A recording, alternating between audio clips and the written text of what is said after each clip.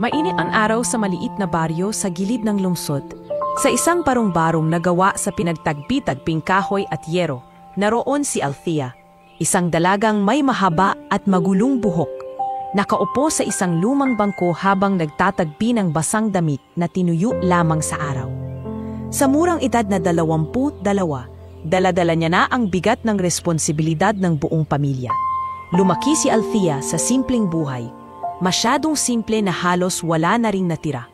Ang kanyang ama, si Mang Ernesto, ay dating tricycle driver na nagsumikap para mapakain ang pamilya.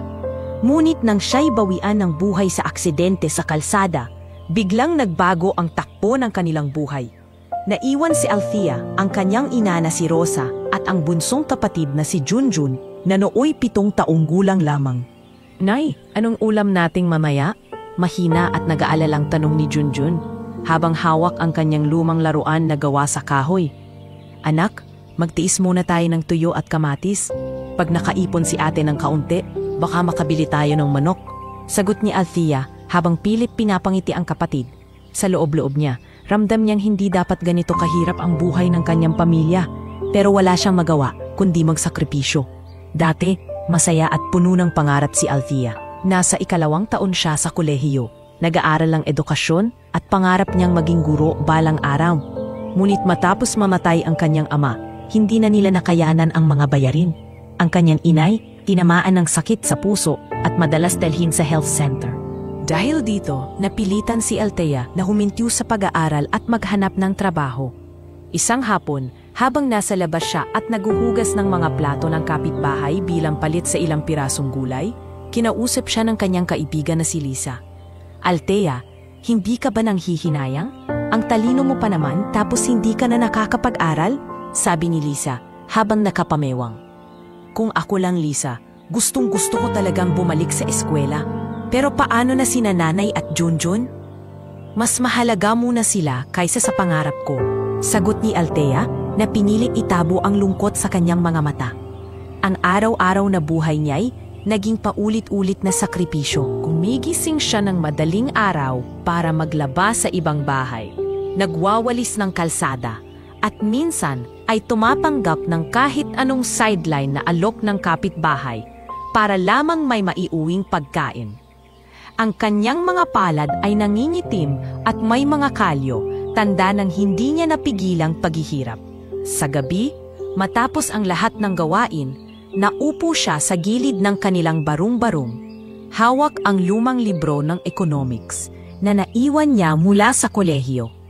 Kahit pagod at halos wala ng lakas, nagbabasa siya sa ilalim ng mahina nilang lampara na gawa pa sa recycled na lata. Darating din ang araw, bulong niya sa sarili, hindi habang buhay ganito. Ngunit sa kabila ng kanyang determinasyon, ramdam niya ang bigat ng sitwasyon. Sa tuwing dadalhin niya si Nanay Rosa sa health center at naririnig ang payo ng doktor na kailangan ng gamot para sa puso, nadudurog ang kanyang puso. "Althea, huwag ka nang mag-alala masyado," wika ng kanyang ina, minsang nakaupo sila sa harap ng kanilang bahay. "Pasensya ka na anak dahil ikaw ang nagbubuhat ng lahat." "Nay, huwag po kayong magsalita ng ganyan. Ako po itong dapat humingi ng pasensya kasi hindi ko kayo agad natutulungan ng malaki," sagot ni Althea. Habang pinipigilan ang kanyang mga luha, ang tanging sandigan niya ay ang kanyang pananampalataya at ang pagmamahal sa kanyang pamilya. Ngunit hindi rin sapat ang dasal para mabawasan ang gutom ng kanyang kapatid. Minsan, tumatagal sila ng ilang araw na lugaw lamang ang kinakain. Sa mga oras na iyon, si Althea ang madalas hindi kumakain para lamang masiguradong may makakain ang kanyang ina at kapatid. "Te, bakit hindi ka kumakain?" minsang tanong ni Junjun habang nakatingin sa kanya. "Kumain na ako kanina, Jun," pagsisinungaling niya. Sa katotohanan, kumukulo ang kanyang tiyan sa sobrang gutom. Madalas siyang humarap sa salamin, pinagmamasdan ang kanyang payat na katawan at kupas na damit. Pero sa kabila ng lahat, pilit niyang pinatitibay ang kanyang sarili. Naging kasanayan na niyang ngumiti sa kabila ng sakit upang hindi siya kaawaan ng iba. Lumipas ang mga buwan, mas lalong lumalim ang kanyang pag-unawa sa kahirapan. Hindi na siya umiiyak tuwing pinagtatawanan ng mga kabataan sa baryo na nagtutuloy-tuloy sa kolehiyo habang siya'y naiwan. Sa halip, tinitingnan niya ito bilang gasolina para mas magsikap. Darating din ang oras ko, wika niya sa sarili habang pinagmamasdan ng mga batang nakadamit pang eskwela. Isang gabi, nang umuulan ng malakas at halos bumibigay na ang kanilang bubong. Nakahiga silang tatlo sa banig. Basang-basa ang ilang bahagi ng sahig at ramdam ang lamig ng hangin na pumapasok sa kanilang silid. Nay, Junjun, huwag kayong mag-alala. Balang araw, magkakaroon tayo ng bahay na hindi tinatagas ng ulan. Mahina niyan sabi. Maniniwala ako sa iyo, ate. Tugon ni Junjun na unti-unti nang nakatulog sa kanyang tabi. Habang nakatanaw sa kisame na puno ng butas, dahan-dahan siyang nangarap. Nangarap ng buhay na hindi na siya kailanman mangungulila at hindi na rin siya pagtatawanan ng mundo dahil sa kanilang kahirapan. Ngunit sa oras na iyon, isang bagay lang ang malinaw sa kanya. Kailangang magsakripisyo muna siya para sa pamilya, gaano man kabigat. Maagang nagising si Althea kinabukasan, dala pa rin ang bigat ng mga alaala ng nakaraan. Habang nagwawalis siya sa bakuran, gamit ang lumang walis tingting, hindi niya maiwasang mapatingin sa langit na tila palaging nagbibigay sa kanya ng tahimik na paalala. May mas malaki pang plano para sa kanya. Subalit sa bawat pagbagsak ng araw, tila mas lalo lamang lumalayo ang kanyang pangarap. Noong nasa kolehiyo pa siya, kilala si Althea bilang masipag at palaging nasa unahan ng klase. Madalas siyang tawaging Teacher Althea ng kanyang mga kaklase dahil palagi siyang handang magpaliwanag ng leksyon. Ngunit matapos mamatay ang kanyang ama, napilitan siyang huminto sa pag-aaral. Ang dating makulay at puno ng posibilidad na hinaharap, bigla na lang natabunan ng kahirapan at kalungkutan. Isang hapon, habang naglalakad siya pauwi galing sa paglilinis ng bahay ng isang kapitbahay, nadaanan niya ang lumang gusali ng kanilang kolehiyo. May mga estudyanteng palabas, may hawak na mga libro at tawa ng tawa, kasama ang kanilang barkada. Napahinto si Althea at naglakad papalapit sa gate. Ate Althea, tawag ng dating kaklase niyang si Meryl. Uy, bakit hindi ka na bumabalik sa klase? Ang galing-galing mo pa naman dati. Napangiti siya ng pilit. Wala kailangan ko munang tumulong sa pamilya. Si nanay kasi nagkasakit. Sayang, ikaw pa naman ang inaasahan namin na magiging top sa batch. Pero huwag kang mag-alala, baka makabalik ka rin, ani Meryl bago ito nagmadaling sumama sa mga kaibigan. Naiwan si Althea sa labas ng gate, nakatitig sa mga estudyanteng nakangiti habang nag-uusap tungkol sa kanilang mga assignment. Nakaramdam siya ng kirot sa dibdib. Tila ba ang mundo'y nagpatuloy sabang siya'y naiwan sa gilid. Pag-uwi niya, nadatnan niya ang ina na nakahiga sa banig, humihingal. Althea, pasensya ka na anak, hindi ko na kayang magtrabaho. Ikaw na talaga ang aasahan ni Junjun. Mahina nitong wika. Huwag niyo na pong intindihin yan, Nay. Ako na ang bahala, sagot niya habang inaalis ang kumot upang bigyan ng bentilador ang kanyang ina. Sa kabila ng pagod, hindi kailanman nawala ang hilig ni Althea sa pagbabasa. Sa tuwing makakahanap siya ng librong naiwan ng ibang tao, agad niya itong kinokolekta. Sa maliit na espasyo ng kanilang bahay, may nakatambak na ilang business books at pocket dictionaries na kanyang inat-ingatan. Isang gabi, nadatnan siya ni Junjun na nagbabasa ng librong may pamagat na mga prinsipyo ng negosyo. Ate, bakit mo pa binabasa yan? Hindi ka na naman nakakapag-aral. Para saan pa? Inosenteng tanong ng bata. Ngumiti siya at pinisilang piski ng kapatid. Para sa kinabukasan natin, John. Hindi naman ibig sabihin na wala na akong paaralan, ay wala na rin akong matututunan. Kahit dito lang sa bahay, pwede pa rin akong matuto. Ngunit sa likod ng kanyang mga salita, alam niyang unti-unti nang natatabunan ng kahirapan ang kanyang mga pangarap. Sa tuwing pinupulot niya ang bayad mula sa paglilinis ng kapitbahay, nararamdaman niyang lumalayo ang kanyang pagkatao sa dating pangarap na maging guro. Dumating ang isang pagkakataon na nakasalubong niya ang isa sa mga dati niyang kaklase sa kolehiyo, si Andre. Kilala ito noon bilang masayahin, ngunit ngayon ay abala na sa mga proyekto bilang estudyante ng business management. Althea, Kumusta ka na? Tanong ni Andre. Grabe, ang dami na naming ginagawa para sa thesis. Ikaw, bakit parang hindi na kita nakikita? Nagbuntong hininga si Althea. Nagtrabaho na ako, Andre. Kailangan kasi ng pamilya ko. Hindi ko na kaya ang tuition. Sayang, Althea. Ang talino mo pa naman. Kung ako ang tatanungin, bagay ka talagang maging teacher o businesswoman balang araw. Sabi ni Andre na may bahid ng awa sa mga mata. Mumiti lang si Althea, ngunit sa loob-loob niya ay parang pinupunit ang kanyang puso. Oo, may pangarap siya noon, ngunit sa ngayon, tila ba hindi na siya ang may kontrol sa kanyang kinabukasan. Lumipas ang mga linggo at lalong naging malinaw kay Althea na ang kanyang pangarap ay natabunan na. Ang dating mga pangarap na makapagtayo ng sariling paaralan o negosyo ay tila naging malayong bituin na hindi niya maabot. Ngunit sa kabila nito, patuloy siyang nananalig na hindi siya habang buhay mananatili sa danoong kalagayan. Isang gabi, habang nakaupo siya sa harap ng kanilang bahay at nakatingala sa mga bituin, kinausap siya ng kanyang ina. Althea, anak, huwag mong kalimutan ang sarili mong pangarap. Kahit mahirap tayo, wala namang masama kung maniwala ka pa rin na makakamit mo iyon.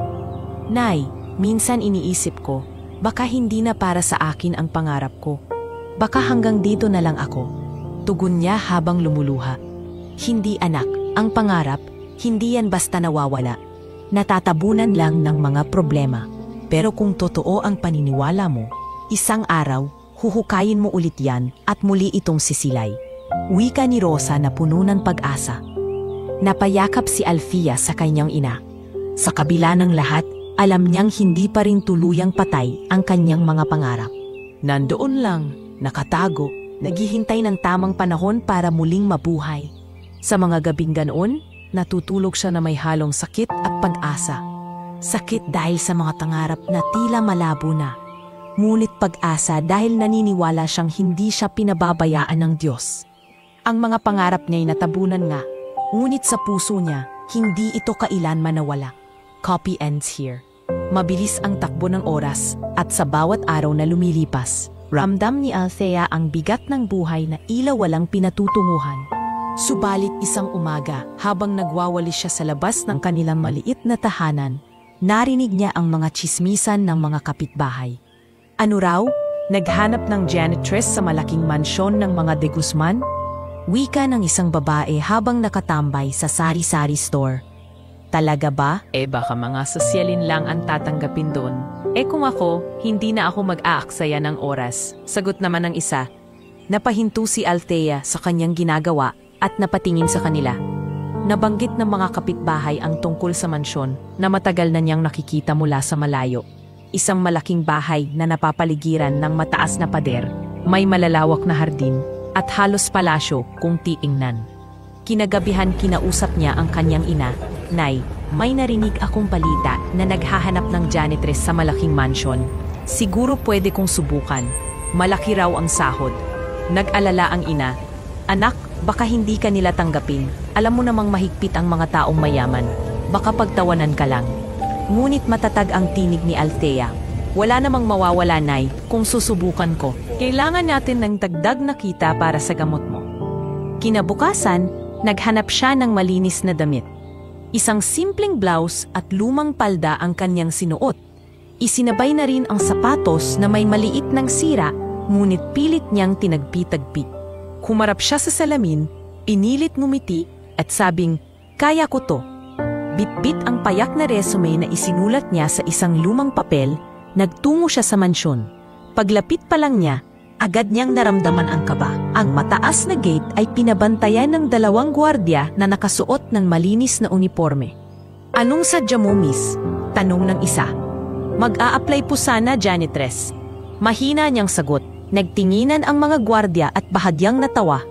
Ngunit pinapasok pa rin siya sa loob dahil may nakatakdang araw ng hiring. Pagpasok niya, halos mapamulagat siya sa laki ng mansyon. Ang marmol na sahig ay kumikislap. May chandelier sa kisame at mga mamahaling pintura sa dingding. Sa receiving area, may mga nakapilang aplikante. Lahat ay nakaayos, nakapustura at halatang may pinag-aralan. May ilan pang nagdadala ng makakapal na folder na puno ng credentials. Samantalang si Althea, bitbit lang ang isang pirasong papel na halos gusgusin na. Miss, dito ka sa pila. Utos ng butler na nakataas ang kilay habang tinitingnan ang kanyang anyo. Habang nakaupo siya, narinig niyang nagbubulungan ang dalawang babaeng nakapustura na nakaupo malapit sa kanya. Tignan mo yung isa, parang hindi man lang nag-effort. Janitress na nga lang, hindi pa presentable. Oo nga, agamas bagay siyang maglaba sa ilog kaysa magtrabaho dito. Bahagya siyang namula at napayuko. Gusto na niyang tumayo at umalis, ngunit pinigilan siya ng kanyang sariling tapang. Pinisilya ang kanyang palad at bumulong sa sarili. Para kay nanay, para kay Junjun, kailangan ko to. Isa-isa nang tinatawag ang mga aplikante para sa interview. Nang siya na ang sumunod, ramdam niya ang mabilis na pagtibok ng kanyang puso. Pagpasok niya sa loob ng silid, nandoon ang isang matandang mayordoma at ilang tauhan. Teka lang, ikaw ba ang susunod? Anong pangalan mo? Tanong ng mayordoma na may malamig na tinig. Ako po si Althea Cruz, sagot niya ng magalang. Kinuha ng mayordoma ang kanyang papel at halos hindi makapaniwalang tinitigan ito. Ito lang ang dala mong resume? Wala kang ibang credentials? High school lang natapos mo? Hindi po, nakapagkolehiyo po ako pero hindi ko natapos. Nagkaroon po kasi ng problema sa pamilya. Mahina niyang tugon. Nagtinginan ang mga tauhan at bahagyang natawa. Naku, hindi ata kakasya ang ganyang background sa mansyon na ito. Wika ng isa. Nang marinig niya ang mga salitang iyon, parang tumusok sa kanyang dibdib ang matalim na panghuhusga. Ngunit imbes na umiyak o tumakbo palayo, nanindigan siya at tumingin diretso sa mayordoma. Alam ko pong mahirap ang sitwasyon ko, ma'am. Pero handa po akong magtrabaho. Kahit gaano po kahirap gagawin ko. Hindi ko man natapos ang akong pag-aaral, natutunan ko pong magsumikap at magpursige. Napatingin ang mayordoma at napailing. Sige, isama na lang siya sa listahan, pero malabo na yan, bulong nito sa katabi. Lumabas si Althea ng silid na mabigat ang dibdib. Pinagtatawanan pa rin siya ng mga aplikanteng nasa labas. Ay nako, sigurado akong hindi ka matatanggap, sabi ng isa na nakapula ang lipstick. Maghanap ka na lang ng trabahong babagay sa'yo. Mumiti si Althea kahit masakit. Salamat sa payo, pero susubukan ko pa rin. Wala namang masama. At sa gabing iyon, habang naglalakad pa uwi, iniisip niya kung tama ba ang ginawa niyang pag-apply. Ngunit sa kabila ng lahat, isa lang ang malinaw sa kanyang isip. Kailangan niyang subukan ang lahat para mabigyan ng mas magandang buhay ang kanyang pamilya. Habang nakatanaw siya sa malayong mansyon na kumikislat sa dilim, mahigpit niyang hinawakan ang kanyang bag at bulong sa sarili. Hindi nila alam kung gaano ako kadesidido. Balang araw, magugulat sila. Lumipas ang ilang araw matapos ang kanyang aplikasyon sa mansyon, ngunit dala pa rin ni Althea ang bigat ng karanasang iyon. Sa tuwing naaalala niya ang mapanuyang tingin ng mga tao sa loob, ramdam niya ang pagkutya at panghuhusga. Gayunpaman, matibay ang kanyang paninindigan. Handa siyang gawin ang lahat alang-alang sa kanyang pamilya. Isang umaga, bumalik siya sa mansyon para alamin ang resulta. Sa gate pa lamang, ay ramdam na niya ang malamig na pagtanggap ng mga tao. Nakasalubong niya ang dalawang babaeng sosyal na nakita niya noong araw ng interview. Nakasandal ang mga ito sa kanilang mamahaling sasakyan habang nagtatawanan. Ay, ayan na yung babaeng nagpumilit mag-apply. Grabe, tignan mo naman ang suot. Parang galing pa sa ukay-ukay. Wika ng isa. Oo nga, ang lakas ng loob niyang humarap sa mayordoma na ganyan lang ang itsura. Hindi niya ba alam na dito sa mansyon, perfection ang standard? Dagdag pa ng kasama nito na halos mamatay sa kakatawa. Pinilit ni Althea na hindi sila pansinin. Diretso siyang lumakad papasok. Ngunit bago pa siya makarating sa loob, pinigilan siya ng mayordoma. Oh, ikaw na naman, malamig na tanong nito. Nakataas ang kilay habang tinitingnan mula ulo hanggang paa ang dalaga. Ma'am, nais ko lang pong alamin kung may balita na tungkol sa application ko. Mahinahon niyang sagot. Imbes na sagutin agad, tumikhim ang mayordoma at sinadya pang lakasan ang boses para marinig ng lahat ng tao sa paligid. Ikaw ba naman? Tingnan mo ang sarili mo. Sa palagay mo ba makakapasok ka dito? Ang trabaho rito, hindi lang basta magwalis at magpunas. Kailangan din ng disiplina, maayos na itsura, at higit sa lahat, respeto sa imahe ng may-ari. Kung titingnan ka, parang ikaw pa ang pinapasan ng problema ng mundo. Nagkatawanan ang ilan pang tauhan sa gilid. Tama po kayo, ma'am, sabat ng isa. Baka masira ang reputasyon ng mansyon kapag siya ang nakita ng mga bisita. Bahagyang namila si Althea. Ramdam niya ang mga matang lahat nakatingin sa kanya. Pinisil niya ang kanyang palad at pinilit ngumiti. Ma'am, alam ko pong hindi ako kasing yaman o kasing ganda ng ibang aplikante. Pero sigurado po ako, kaya kong gawin ang trabaho. Hindi po ako madaling sumuko. Napairap ang mayordoma. Naku, wag mo na kaming bulahin. Ang totoo niyan, hindi ka bagay dito. Kung ako sa'yo, humanap ka ng trabahong mas babagay sa antas mo. Siguro sa palengke, bagay na bagay ka. Sa gilid, muling nagtawanan ang dalawang sosyal na babae. Ay naku, palengke ang peg, bagay na bagay, halos sabay nilang sabi. Sa puntong giyon, parang gumuho ang mundo ni Althea. Ngunit sa halip na lumubog sa kahihiyan, pinili niyang manatili sa kanyang lugar. Salamat po sa opinyon ninyo, ma'am. Pero hindi ibig sabihin na mahirap ako ay wala na akong karapatan subukan. Matapang ka rin pala ano? Sabat ng mayordoma, may halong pang-uuyam. Sige, kahit wala ka namang pag-asa, ilalagay kita sa listahan.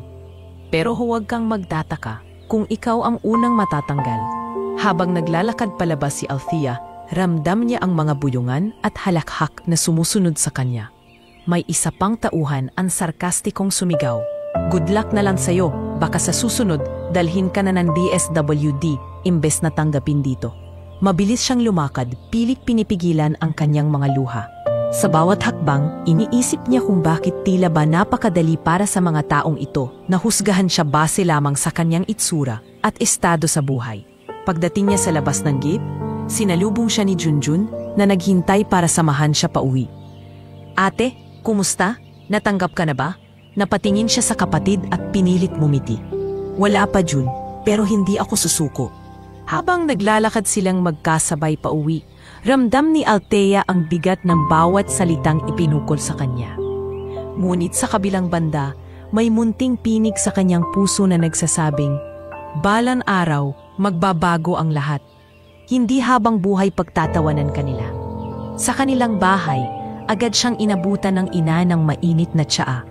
Anak, mukhang pagod ka. Kumusta ang pagpunta mo sa mansyon? Saglit siyang natahimik bago sumagot. Nay, hindi nila ako iginalang. Para bang wala akong halaga. Pero okay lang, sanay na rin naman ako. Hinawakan ng ina ang kanyang kamay. Althea, huwag mong hayahang lamunin ka ng mga salita nila. Mas kilala mo ang sarili mo kaysa sa kanila. Tandaan mo, ang tao, hindi nasusukat sa damit o pera. Napaluha siya at napayakap sa kanyang ina. Sa yakap na iyon, muling bumalik ang lakas ng loob niya. Kahit anong lapastangan ang gawin sa kanya ng mundo, may isang bagay na hindi nila kayang kunin, ang kanyang dignidad at ang kanyang pangarap para sa pamilya. At sa mga sumunod na araw, habang nagbabalik-balik siya sa mansyon para sundan ang proseso, hindi nawala ang mga pang-aapi. Pinagtatawanan pa rin siya, kinukutya at minamaliit. Ngunit sa kabila ng lahat, nanatili siyang matatag.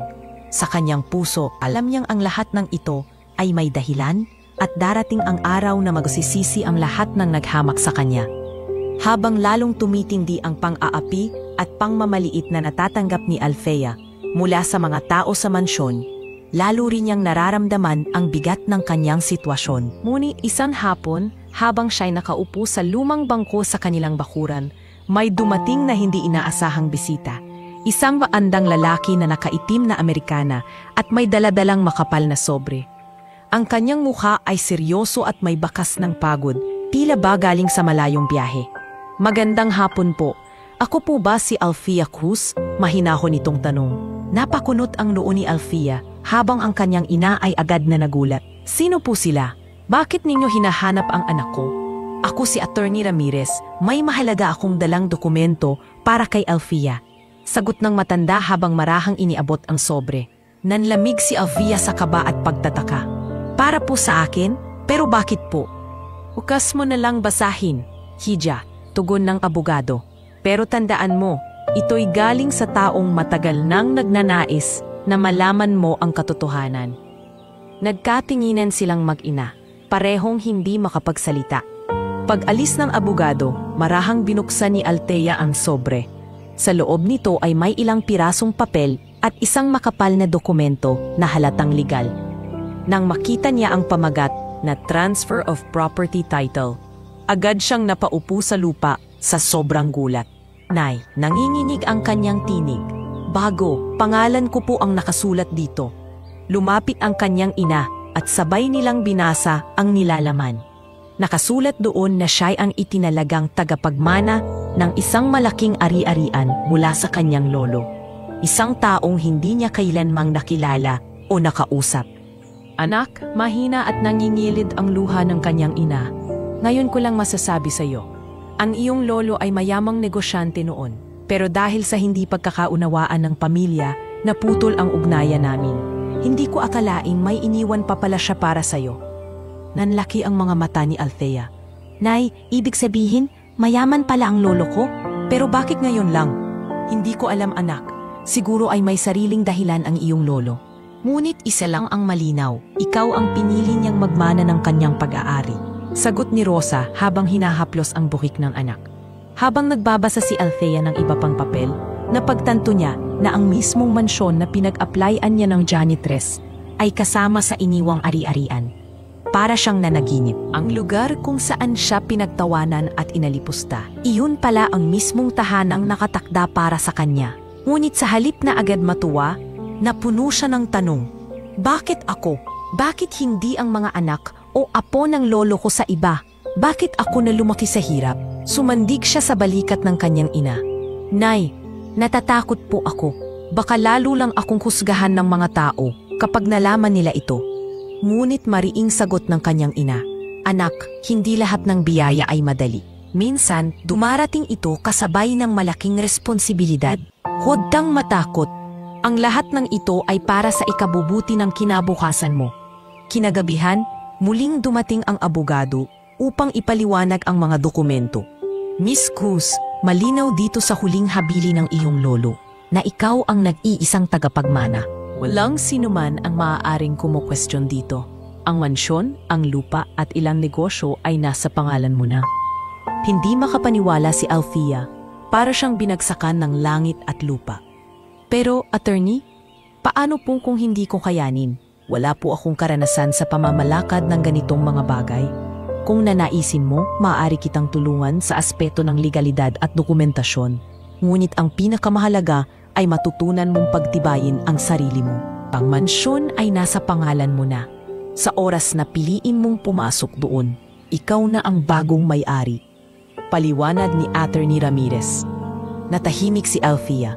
Ang kanyang puso ay halo-halong emosyon, takot, galak at pangamba. Ang dating pangarap na tila natabunan ng kahirapan, biglang nabigyan ng bagong pag-asa. Ngunit kasabay nito, alam niyang hindi magiging madali ang lahat. Pinabukasan, maaga siyang nagising at tiningnan muli ang titulo.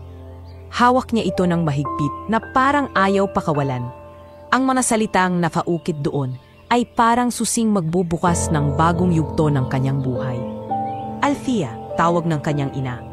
Ano ang plano mo ngayon? Malalim siyang huminga bago sumagot. Nay, hindi ko pa alam. Pero isa lang ang sigurado.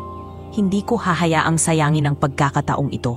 Kung dati pinagtatawanan nila ako sa mansyon, oras na para ipakita sa kanila kung sino ako talaga. At sa mga salitang iyon, muling sumiklab ang tapang sa kanyang puso. Hindi pa man niya alam ang mga laban na naghihintay, batid niya na nagsisimula na ang pagbabagong matagal niyang inahasam. Ang titulo sa kanyang kamay ay hindi lamang papel. Ito ang sagot sa lahat ng pangungutya at simula ng isang mas matinding laban para patunayan ang kanyang sarili.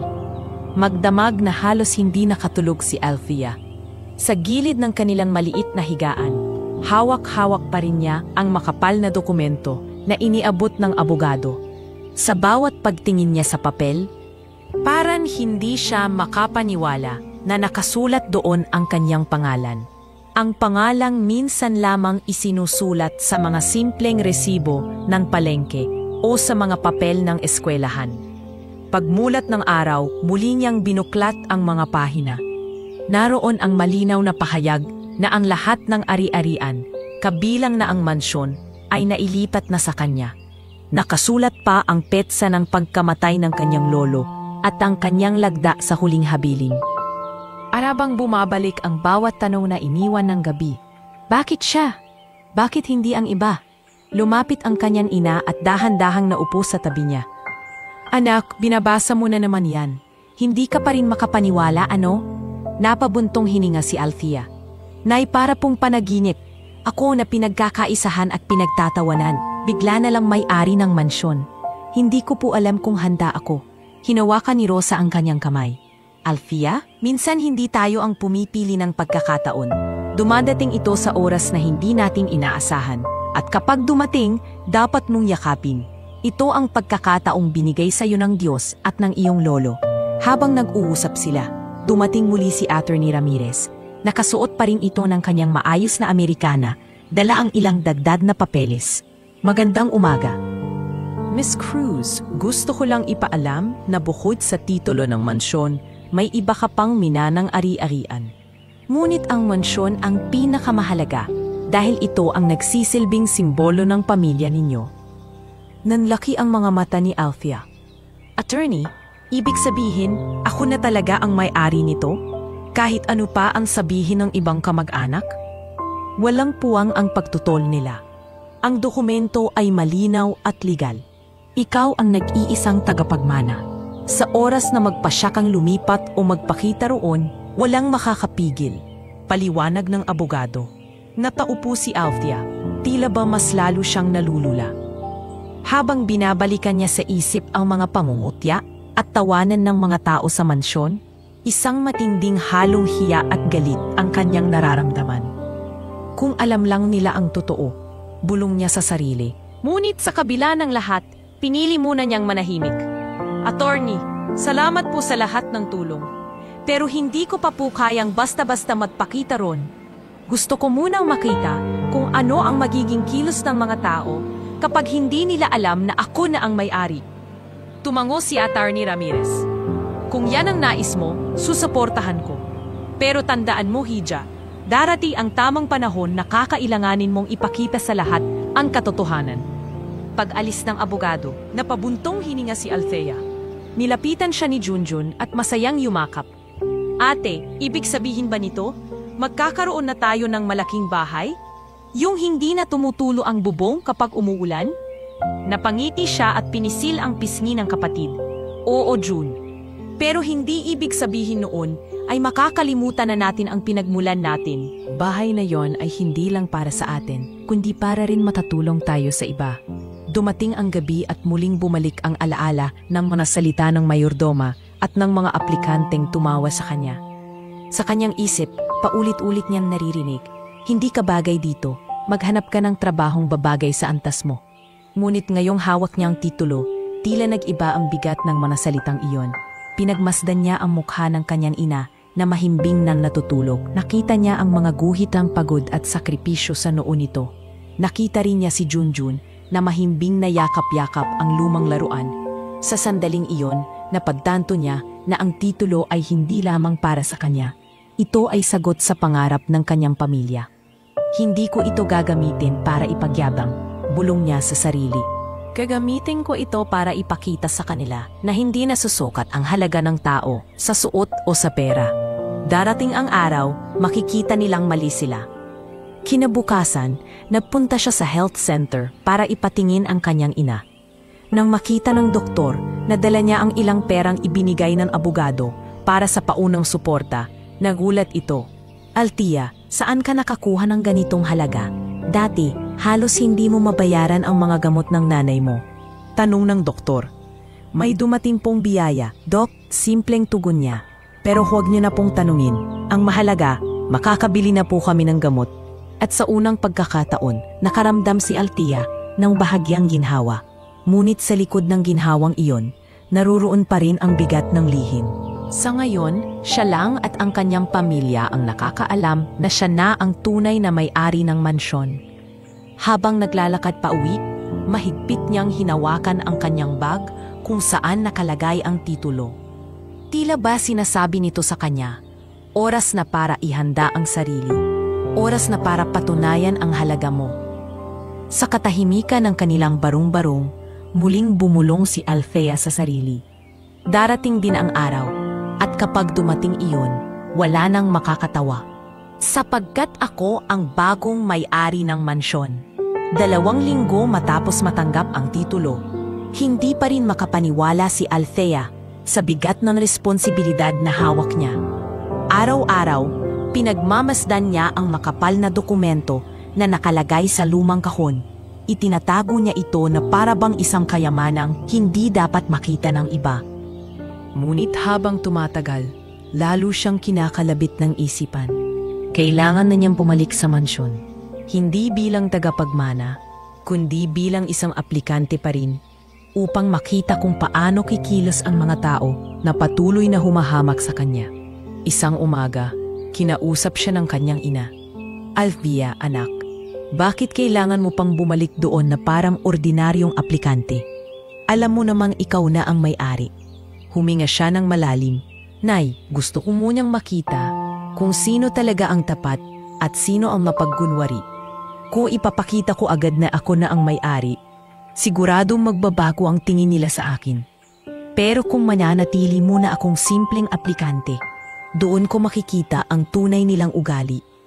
Nag-aalala man, tumango si Rosa. Kung yan ang gusto mo, anak, pero mag-ingat ka. Hindi lahat ng tao ay matutuwa kapag nalaman ang katotohanan. Kinabukasan, muli siyang nagbihis ng kanyang simpleng blouse at palda. Hindi niya ipinakita sa kahit kanino ang mga dokumento. Sa halip, bit-bit lamang niya ang parehong lumang resume na dati na niyang isinabmit. Habang papalapit siya sa mansyon, ramdam niyang bumibilis ang tibok ng kanyang puso. Ang mga alaala ng mga halakhak at pang-aalipusta ay bumabalik sa kanyang isipan. Ngunit ngayon, dala niya ang kumpiyansa. Kahit hindi alam ng iba, siya na ang tunay na may-ari ng lahat ng iyon. Pagpasok niya sa gate, agad siyang napansin ng 2 sosyal na babae na naroon muli. Nakaayos pa rin sila, nakasuot ng magagarang damit at nakataas ang mga kilay. Ay, ayan na naman siya, tawa ng isa. Hindi pa yata nadala. Nabalik pa ulit kahit wala naman siyang pag-asa. Grabe, ang kapal din ng mukha. Siguro akala niya tatanggapin siya dito dahil desperado na sila. Dagdag ng kasama nito habang tinitingnan si Althea mula ulo hanggang paa.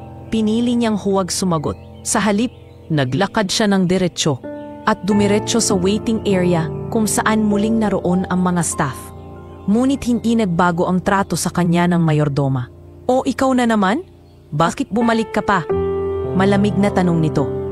Ma'am? Gusto ko lang pong sundan ang aking aplikasyon. Gusto ko pong malaman kung may pagkakataon pa akong makapagtrabaho dito. Magalang na tugon ni Althea kahit ramdam niya ang bigat ng boses ng mayordoma. Hindi ka pa ba nadadala? Hindi ka bagay dito.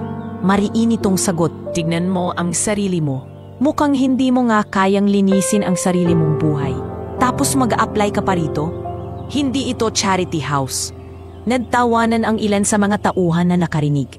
Ang isa pang lalaki na kasambahay ay nagbiro pa. Baka kapag siya ang janitress dito, mas lalo lang dumumi ang mansyon. Sa mga salitang iyon, ramdam ni Althea ang pag-init ng kanyang pisngi. Ngunit pinilit niyang manatiling kalmado.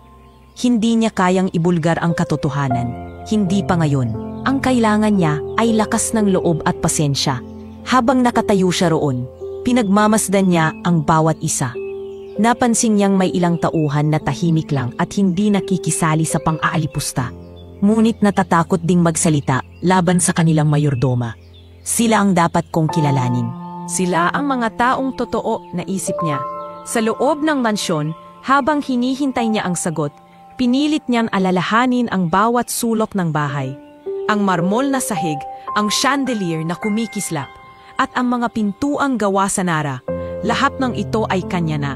Kahit hindi alam ng iba, ngunit sa oras na iyon, hindi niya naramdaman ang yabang o pagmamayabang. Ang naramdaman niya ay responsibilidad, isang bigat na hindi niya basta-basta kayang iwanan. Lumapit muli ang mayordoma, nakataas pa rin ang kilay. Kung gusto mo talagang magtrabaho rito, maghintay ka. Pero huwag kang umasa, maraming mas kwalipikado kaysa sayo. Tumango si Althea at ngumiti ng bahagya. Salamat po sa pagkakataon, ma'am, maghihintay po ako. Sa kanyang paglabas ng mansyon, muling narinig niya ang mga halakhak ng dalawang sosyal na babae. Ngunit sa pagkakataong ito, hindi na siya nakaramdam ng hiya. Sa halip, nakaramdam siya ng kakaibang kumpiyansa. Hindi nila alam na oras na lang ang hinihintay bago magbago ang lahat. Bulong niya sa sarili habang papalayo. Pag-uwi niya, sinalubong siya ni Junjun. Ate, ano, tanggap ka na ba?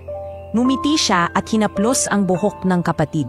Hindi pa Jun, pero huwag kang mag-alala. May tamang oras para sa lahat ng bagay. Sa gabing iyon, muling hinawakan ni Althea ang titulo ng mansyon. Tiniigan niya ito ng matagal at bumulong. Darating ang araw at kapag dumating iyon, wala nang pagtawa, wala nang panghaamak, dahil ako ang tunay na may-ari. Habang nakapikit siya sa kanyang higaan, muling bumalik ang kanyang determinasyon. Ang pagbabalik niya sa mansyon bilang aplikante ay hindi isang pagtatalo, kundi isang paraan para makita ang tunay na kulay ng mga tao.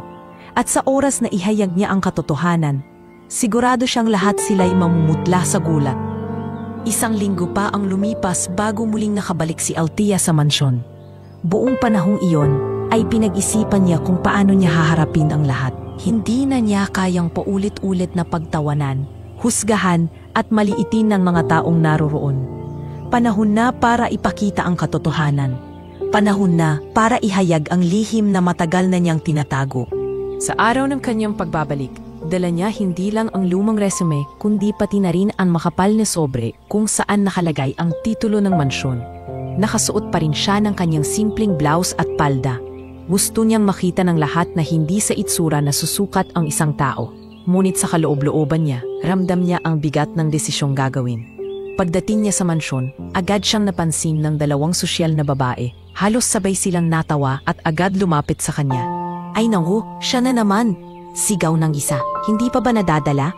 Ilang beses ka nang tinanggihan, bumabalik ka pa. Baka desperada na talaga. Siguro akala niya may pag-asa pa siyang matanggap dito. Dagdag pa ng kasama nito habang tumatawa ng malakas. Hindi kumibo si Althea. Dumiretso siya sa loob ng receiving area kung saan naroon ang mayordoma at ilang tauhan. Pagkapasok niya pa lang, napansin niyang napailing ang mayordoma. Ikaw na naman? Hindi ka pa ba sumusuko? Ilang beses na kitang pinaalis. Ano na naman ang pakay mo ngayon? Malamig na tanong nito. Huminga ng malalim si Althea bago sumagot. Ma'am, ngayon ko na po sasabihin ang totoo. Hindi na po ako narito bilang aplikante. Nagkatinginan ang mga tao sa paligid. May halong pagtataka at pangungutya. Ano raw? Hindi na aplikante? Eh ano ka ngayon? May-ari? Biro ng isang kasambahay at nagtawanan ng iba. Ngumiti si Althea, ngunit sa ngiting iyon ay may halong tapang. Dahan-dahan niyang inilabas mula sa kanyang bag ang sobre. Inilapag ito sa mesa at binuksan sa harap ng lahat. Ma'am, mga kasama, matatag niyang tinig. Ito po ang titulo ng mansyon na ito. Nasa pangalan ko na. Ako ang itinalagang tagapagmana ng lolo kong may-ari ng lahat ng ito. Sandaling natahimik ang buong silid.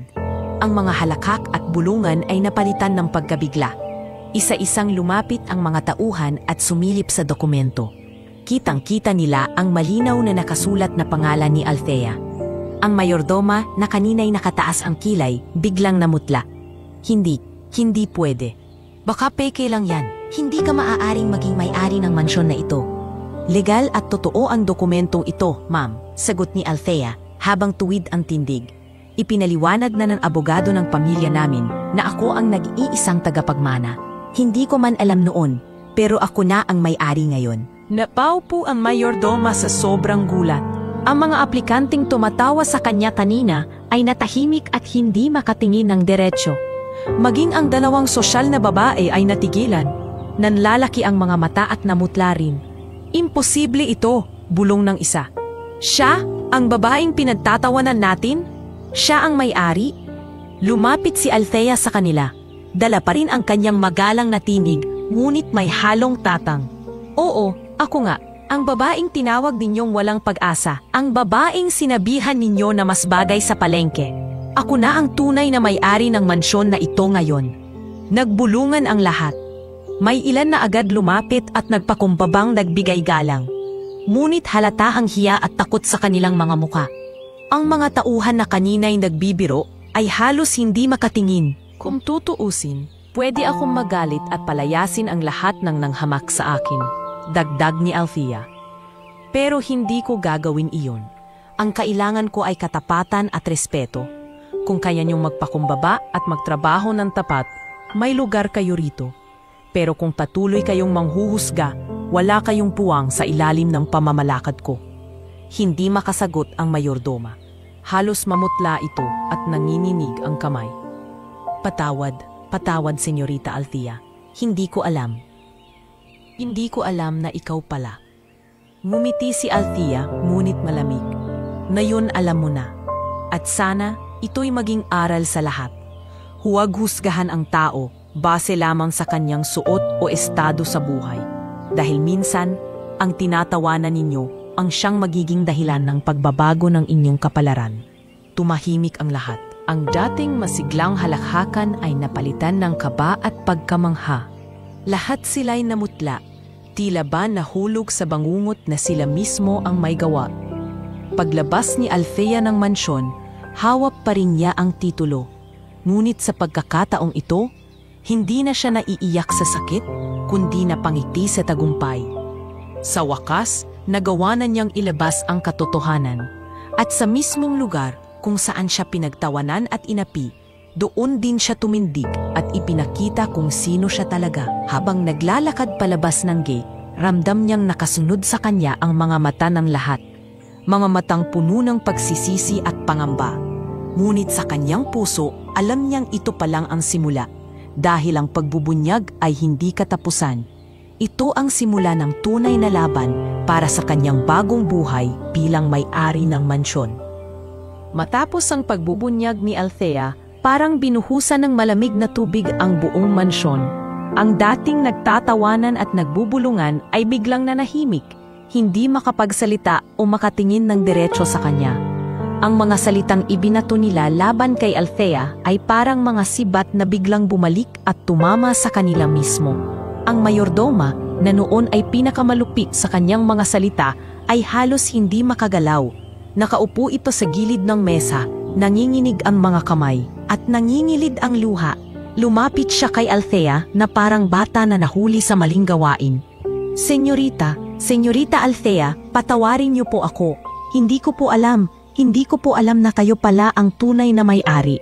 Kung alam ko lang, hindi ko sana kayo hinamak ng ganoon. Pakiusap nito habang halos lumuhod sa harap niya. Pinagmamasdan lang siya ni Althea. Walang galit ngunit may bigat ang mga mata. Ma'am, hindi mo ako dapat tinitingnan ng iba noon kahit hindi ako may-ari. Ang respeto, hindi lang ibinibigay sa mayaman.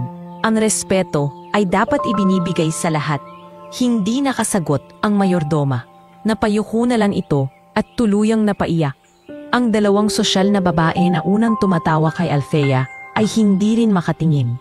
Tumayo sila sa gilid, tahimik, at halatang nag-aalala na baka sila'y palayasing agad. Isa sa kanila ang dahan-dahang lumapit, nanginginig ang tinig. Miss Althea, o Senyorita Althea, pasensya na po talaga. Naging mapanghusga lang kami. Hindi namin naisip na kayo pala ang higit na may karapatan sa lugar na ito. Pasensya? Ulit ni Althea. Diretso ang tingin. I'm sorry, I can't assist with that request. Sa kanyang isipan, bumalik ang lahat ng sakit at luha. Ang mga gabing wala silang makain, ang mga araw na pinagtatawanan siya, at ang mga pagkakataong pinipilit niyang magtiis para lamang mabuhay ang kanyang pamilya. Ngunit kasabay ng sakit na iyon, naruroon din ang kanyang pagkakaunawa na hindi lahat ng tao ay marunong makita ang halaga ng iba. Hindi ako agad magpapatawad, mariin niyang sabi. Kailangan niyong patunayan na nagsisisi talaga kayo. Hindi para sa akin, kundi para sa sarili ninyo. Kung kaya ninyong magpakumbaba at magbago, baka may lugar pa kayo rito. Pero kung hindi, mas mabuti nang umalis kayo kaysa magpatuloy sa panghuhusga. Ang mayordoma ay lumuhod na tuluyan. Senyorita, hindi na po mauulit. Magsisilbi po ako ng tapat. Sana po bigyan niyo ako ng isa pang pagkakataon. Halos ganito rin ang naging pakiusap ng iba. Lahat sila'y biglang nagbago ng ihip. Mula sa pangmamaliit ay naging pagmamakaawa. Ngunit si Althea, sa kabila ng kanilang mga salita, ay nanatiling matatag.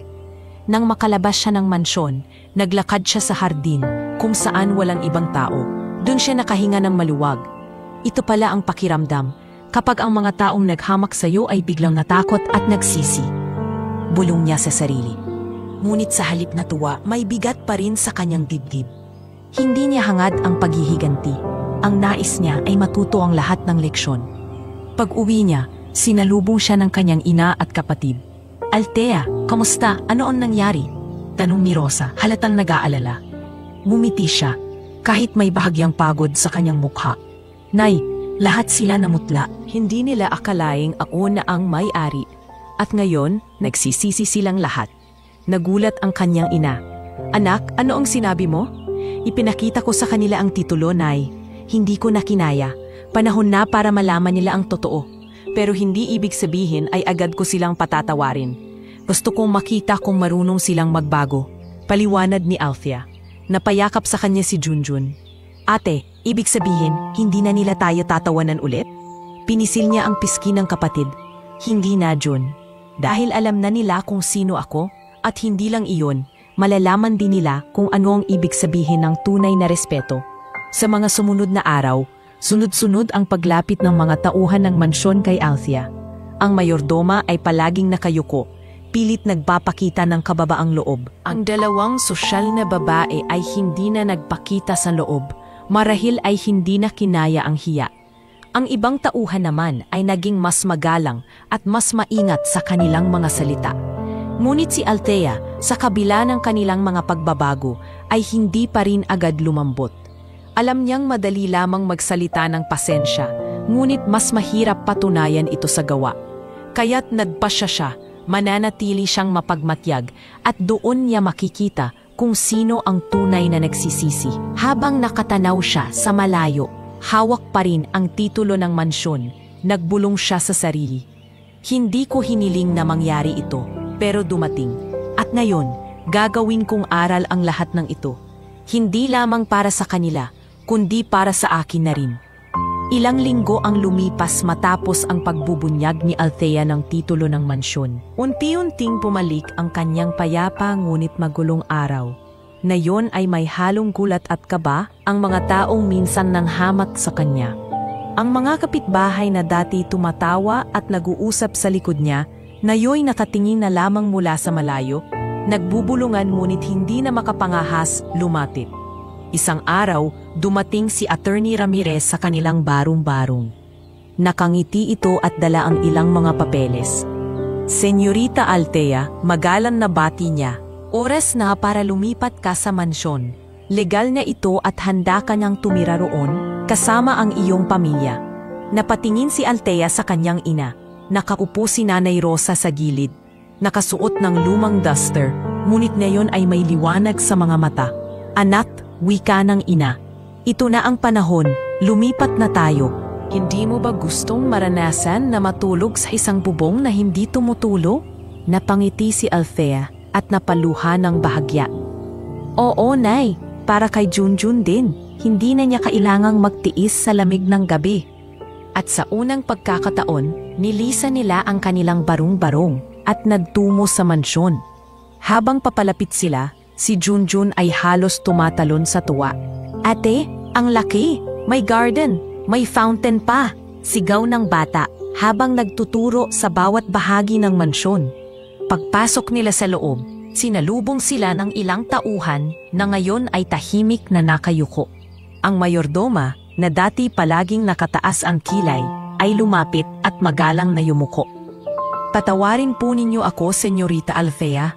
Handa po akong maglingkod sa ilalim ng inyong pamumuno kung papayagan ninyo. Tinitigan siya ni Althea. Hindi niya agad tinanggap ang paghingi ng tawad, ngunit hindi rin siya nagalit. Kung talagang tapat ang iyong pagsisisi, ipakita mo ito sa gawa. Simula ngayon, hindi na ako aplikante. Ako na ang may-ari.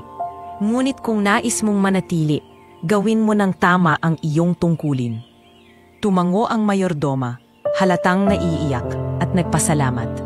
Kinagabihan, habang nakaupo sila ng kanyang ina at kapatid sa malawak na sala, hindi mapigilan ni Althea ang mangilid ang luha. Nay, parang panaginip. Dati sabay-sabay tayong natutulog sa isang banig. Ngayon may kanya-kanya tayong kwarto. Anak, sagot ni Rosa, ito ang bunga ng lahat ng sakripisyo mo. Hindi lahat ay nabibigyan ng ganitong pagkakataon, kaya't gamitin mo ito ng tama. Sa mga sumunod na araw, nagsimula ng matutunan ni Althea ang pamamalakad ng mansyon. Pinag-aralan niya ang mga gastusin, mga tauhan at ang takbo ng lahat ng gawain. Sa tulong ng abogado, natutunan niyang unti-unting magdesisyon ng may kumpiyansa. Senyorita, ito po ang listahan ng buwanang gastusin ng mansyon, wika ng isang tauhan. Mula kuryente hanggang sweldo ng mga kasambahay, mabuti na lamang at hindi natigil ang kanyang hilig sa pagbabasa. Kahit wala siyang diploma, kabisado niya ang ilang konsepto ng pamamahala at pagbabudget. Sige, sabi niya, ayusin natin ito. Bawasan natin ang mga gastusin na hindi naman kailangan at mas pagtuunan ng pansin ang kalusugan at kapakanan ng mga tauhan. Laking gulat ng mga kasambahay. Hindi nila akalain na ang dating mahirap na aplikante ay may talino at tapang para magpatakbo ng ganoong kalaking tahanan. Ngunit hindi lamang ang pamamalakad ng mansyon ang pinagtuunan ni Althea. Sa kabila ng pagbabago ng kanyang buhay, hindi niya nakalimutan ang mga pinakamahalagang bagay, ang kanyang pamilya at ang kanyang mga pinagmulan. Araw-araw, tinitiyak niyang may oras siya para kumain kasama ang kanyang ina at kapatid. Kahit sa gitna ng mga desisyon tungkol sa mansyon, inuuna pa rin niya ang kaligayahan ng kanyang pamilya. Althea, ani ng kanyang ina isang gabi, habang sila'y naghapunan sa mahabang mesa. Kahanga-hanga ka. Kahit ang laki ng ipinagbago ng buhay natin, nananatili ka pa rin mapagkumbaba. Napangiti si Althea. Nay, hindi ko pwedeng kalimutan ang pinanggalingan natin. Ang mansyon na ito, oo, sa papel ay akin. Pero para sa akin, ito'y para sa ating lahat. Para sa pamilya. Para sa pangarap na minsang natabunan, pero ngayon ay unti-unti nang bumabalik. Ang mayordoma, na ngayon nagiging mas tahimik at masunurin, ay palaging nakabantay at naglilingkod ng mas maayos kaysa dati. Hindi ito agad pinatawad ni Althea, ngunit binibigyan niya ito ng pagkakataong magpakita ng pagbabago. Sa bawat araw, nakikita niya ang pagsusumikap ng mayordoma na itama ang kanyang mga pagkakamali. Maging ang ibang tauhan ay nagbago na rin ng ugali. Ang mga dating nakikisabay sa pagtawa laban kay Althea ay ngayon magalang na humaharap at ginagawa ng mas maayos ang kanilang tungkulin. Ngunit higit sa lahat, nagsimula na ring magplano si Althea para sa hinaharap. Sa tulong ng abogado, pinag-aralan niya kung paano mabayaran ang mga natitirang utang na iniwan ng kanyang lolo. Pinag-iisipan na rin niya kung paano mapapakinabangan ang mansyon, hindi lamang para sa kanila, kundi para rin sa ibang nangangailangan.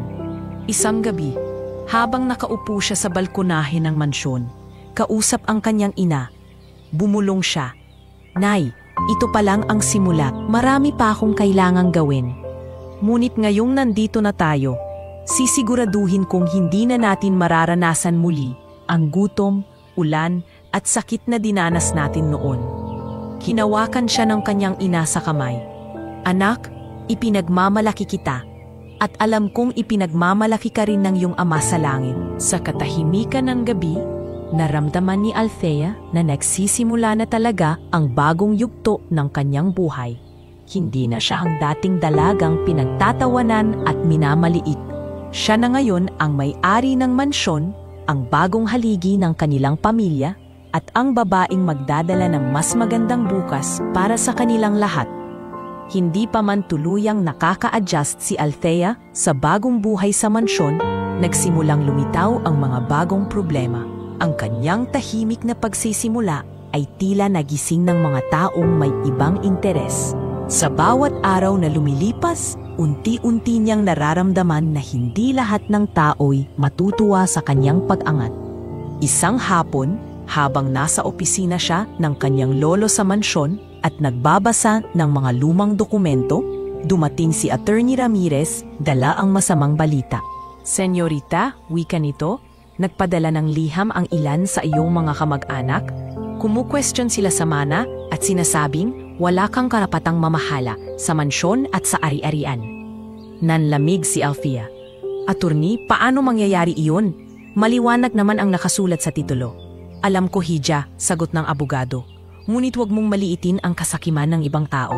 Kaya nilang gumawa ng kwento at pekeing dokumento para lang makuha ang ari-arian." Halos hindi makapagsalita si Althea. Sa isip niya, hindi pa man nagsisimula ng maayos ang kanyang bagong buhay, may mga taong handa ng gibain ito. Ilang araw ang lumipas, nagpunta siya sa isang social event sa bayan, isang pagtitipon na dinaluhan ng iba pang mayayamang pamilya. Habang naroon siya, narinig niya ang mga bulungan ng mga tao sa paligid. Ayan ang babaeng biglang yumaman. Wika ng isang ginang na nakadiamante. Hindi naman daw nakatapos ng kolehiyo, tapos na yon may-ari na ng malaking mansyon. Hindi magtatagal, ibebenta rin niya yan. Ano bang alam ng isang janitress sa pamamalakad ng ari-arian? Sagot ng isa pang babae, sabay tawa. Ramdam ni Althea ang mataling na tingin ng mga tao. Ngunit pinili niyang manatiling tahimik.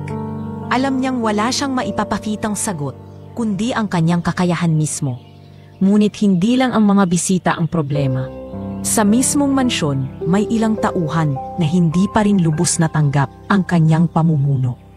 Ang ilan ay tahimik na sumusuway, hindi sinusunod ang kanyang mga utos. Isang araw, inutusan niya ang isa sa mga hardinero na ayusin ang lumang bahagi ng hardin. Ngunit makalipas ng ilang araw, wala pa ring nagawa. "Bakit hindi pa rin nagagawa ang iniutos ko?" tanong niya ng diretso sa hardinero. Naggibit balikat ito at sumagot, "Senyorita, dati si Ma'am Mayordoma lang ang sinusunod namin. Mahirap tanggapin na ikaw na ang namamahala. Baka bukas, iba na naman ang may-ari." Napahinga ng malalim si Althea. Kung ganyan ang iniisip mo, baka mas mabuti nang maghanap ka na ng ibang amo. Dahil simula ngayon, ako ang magpapasya dito. Nagulat ang hardinero sa kanyang matatag na paninindigan. Noon lang nila nakita ang tapang ni Althea na hindi basta nagpapadala sa pamamaliit. Habang lumalala ang sitwasyon, hindi rin nakaligtas si Althea sa mga paninira sa social circle ng mayayaman. May kumakalat na kwento na peke raw ang titulo at naimbento lang ang kwento ng kanyang lolo. Ang ilan ay nagsasabing baka isa siyang anak sa labas na biglang sumulpot para kagawin ang ari-arian. Dumating ang gabi na halos hindi na nakatulog si Althea. Nakaupo siya sa kanyang kwarto, kausap ang kanyang ina. "Nay, bakit ganito? Akala ko pagkatapos kong ipakita ang katotohanan, matatapos na ang panghuhusga. Pero mas lalo pa silang nagiging malupit." Hinawakan ni Rosa ang kamay ng anak. "Anak, ganyan talaga kapag may hawak kang hindi nila makuha. Mas malakas ang hangarin ng manasakim kaysa sa pagkilala sa katotohanan. Pero tandaan mo, hindi ka nag-iisa. Nandito ako, nandito si Junjun, at nandito ang mga taong naniniwala sa iyo." Sa mamasalitang iyon, muling bumalik ang lakas ng loob ni Althea. Ngunit alam niyang hindi niya maaaring hayaan lang ang mga atake ng kanyang mga kamag-anak. "Attorney," wika niya nang kinausap si Attorney Ramirez kinabukasan. "Handa akong lumaban kung kinakailangan. Hindi ko hahayaan na agawin nila ang bagay na iniwan sa akin ng aking lolo. Hindi lang ito tungkol sa mansyon. Ito ay tungkol sa pagkilala sa tunay na halaga ng aming pamilya." Tumango ang abogado. "Kung ganoon, magsimula tayong maghanda. Kailangan nating kolektahin ang lahat ng ebidensya para mapatunayan na ikaw ang tunay na tagapagmana." At sa unang pagkakataon, naramdaman ni Althea na hindi lang siya basta tagapagmana. Siya na ngayon ang babaeng handang ipaglaban ang kanyang karapatan laban sa mga bagong kaaway. Ngunit sa kanyang puso, alam niyang mahaba pa ang laban. At sa bawat hakbang, mas lalo siyang titibay. Dahil hindi lang para sa kanya, kundi para sa kanyang pamilya at sa lahat ng taong kumutya sa kanya noon. Kailangan niyang ipakita na siya'y karapat-dapat, hindi dahil sa kayamanan, kundi dahil sa kanyang tapang at puso. Sa kabila ng mga paninira at hamon na kinaharap ni Althea mula sa kanyang mga kamag-anak at sa mga taong hindi matanggap ang kanyang pag-angat, unti-unti siyang nakahanap ng lakas sa kabila ng lahat. Hindi niya hinayaang lamunin siya ng pangamba. Sa halip, nagpasya siyang gawin ang isang bagay na matagal na niyang gustong gawin, ang muling ipagpatuloy ang kanyang pag-aaral. Isang hapon, lumapit siya kay Attorney Ramirez. Attorney, sabi niya, alam ko'y marami pa tayong legal na haharapin. Pero bago ang lahat, gusto kong mag-aral ulit. Hindi ako mapalagay na tatayo sa harap ng mga taong ito na wala man lang akong natapos. Nagulat ang abogado, ngunit agad ding ngumiti. Isang matalinong desisyon, senyorita. Ang kayamanan ay madaling maubos, pero ang edukasyon ay hindi. Makakatulong ito para lalo kang igalang. Hindi na nag-aksaya ng oras si Althea. Nag-enroll siya sa isang kilalang universidad, hindi bilang isang mayamang tagapagmana, kundi bilang simpleng estudyanteng nais matuto. Sa unang araw niya sa klase, ramdam niya ang kaba. Ang ibang estudyante ay napatingin sa kanya dahil sa kanyang pangalan na kilala na sa kanilang bayan bilang tagapagmana ng mansyon. Ngunit hindi niya hinayaan na maging dahilan iyon upang mawalan siya ng focus. Good morning, class! Bati ng kanilang propesor at mukhang may bago tayong estudyante. Miss Cruz, maaari mo bang ipakilala ang sarili mo? Tumayo si Althea at ngumiti. Magandang umaga po. Ako po si Althea Cruz. Nais ko pong ipagpatuloy ang aking kursong Business Administration. Naniniwala po ang yun na kahit gaano karaming pagsubok ang dumating, hindi pa ring huli para ipagpatuloy ang pangarap. Nagkaroon ng bulungan sa klase. May ilan na humanga, may ilan na nagduda. Ngunit hindi iyon alintana ni Althea. Sa araw na iyon, nagsimula siyang muling mangarap. Hindi bilang dating janitress, kundi bilang babae na may layunin at direksyon. Habang abala siya sa kanyang pag-aaral, hindi niya nakalimutang subukan ang maliit na negosyo. Gumamit siya ng taunting bahagi ng kanyang mana upang magtayo ng isang maliit na kafe sa bayan. Ang kafe ay hindi marangya, ngunit simple at puno ng puso. Isang gabi, kinausap siya ng kanyang ina. Anak, sigurado ka ba sa ginagawa mo? Hindi ba't may mansyon ka na at sapat na iyon? Ngumiti si Althea. Nay, ang mansyon ay ari-arian. Pero ang negosyo ay bunga ng pagsisikap. Gusto kong ipakita sa lahat na hindi lang ako umaasa sa iniwan ng lolo ko. Kaya kong magsimula sa sarili kong paraan. Sa paglipas ng buwan, unti-unting nakilala ang kafe. Maraming estudyante at empleyado ang pumupunta roon dahil sa mura ngunit masarap na pagkain, pati na rin sa maaliwalas na kapaligiran. Si Junjun pa mismo ang madalas na tumutulin sa kafe, at nakikita ni Althea kung gaano ito kasaya na tumulong sa negosyo. Kuya Mario, tawag ni Junjun sa isa sa kanilang empleyado. Pakibigay po itong order sa mesa 3. Ang saya pala magtrabaho dito. Napangiti si Althea habang pinagmamasdan ang kapatid. Sa kanyang puso, ramdam niya na unti-unti nang nagbubunga ang kanyang pagsisikap. Ngunit higit sa lahat, nagsimula na rin siyang maging inspirasyon sa kanilang komunidad. Ang mga kabataang dati kasabay niyang naglalakad sa eskwela, ngunit iniwan siya sa kahirapan, ay ngayon humahanga sa kanya. Grabe, siya pala yung dating nag-a-apply ng janitress. Tignan mo ngayon, nag-aaral ulit at may negosyo pa. Bulong ng isa sa mga dumadaan sa cafe. Kung siya nga nagawa, baka kaya rin natin, sagot ng isa. Naging inspirasyon siya hindi lamang sa kanyang mga kaibigan, kundi pati na rin sa mga taong minsan ay nanghusga sa kanya. Sa kanyang 2 taon sa universidad, mas lalo siyang nagpursige.